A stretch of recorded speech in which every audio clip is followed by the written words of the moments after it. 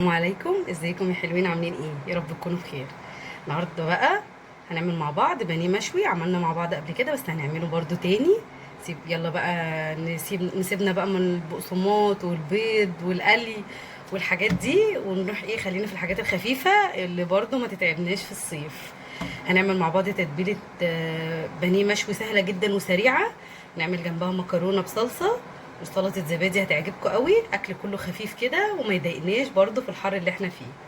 يلا نروح نتبل البانيه. اول حاجه ومعايا بصلايه وطماطمايه، هضربهم في الكبه وانعمهم كويس جدا عشان اصفيهم. هنا بعد ما ضربت اهو البصل مع الطماطم، هاخد بس الميه بتاعتهم اصفيهم كويس جدا واخد الميه بتاعتهم للتتبيله. بسم الله. طبعا نعميهم كويس جدا جدا عشان يتصفوا معاكي كده وينزلوا الميه بتاعتهم. بسم الله الرحمن الرحيم. نحط هنا بسم الله الرحمن الرحيم معلقه زبادي حلوه كده. بسم الله. نحط التوابل بتاعتنا، فلفل اسود وسبع بهارات وبابريكا ورشه كركم صغيره ورشه كاري وواحده ورقه لورا.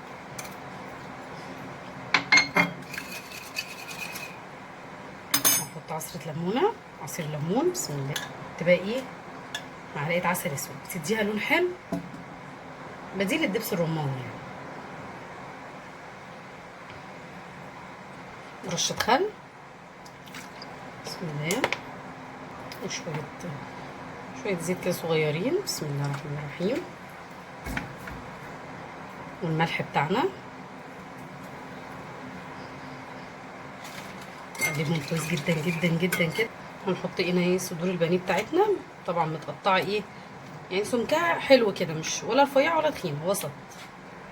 نشرب كل حته قطعه بانيه، كل قطعه بانيه كده نشربها التتبيله بتاعتنا اهي. بقت جاهزه سريعه وسهله. التتبيله دي هتعجبكم قوي والله. نسيبها بقى تقعد تتبل في التتبيله شويه كده، حوالي ساعه ساعتين على حسب الوقت. نروح نعمل صلصه المكرونه. هنا بعد ما تبلنا البانيه وسيبناه ساعتين، حطينا هنا مكعب زبده كده حلو يعني. الطاسه سخنت اهي، هننزل بقى فيها بالبانيه. بسم الله.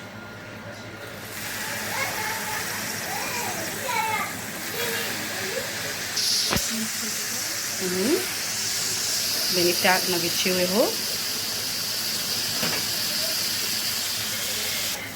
هنا بصوا سلقنا المكرونه بتاعتنا عادي، بسلقها عادي جدا في ميه وملح، ما بحطش زيت عليها وهي بتتسلق.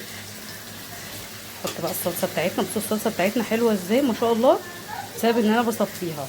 يعني انا عادي بضرب في الخلاط طماطم وثوم، بحب اضرب الثوم في الخلاط مع الطماطم، مش بحب احمره في زيت عشان بيبقى اخف يعني.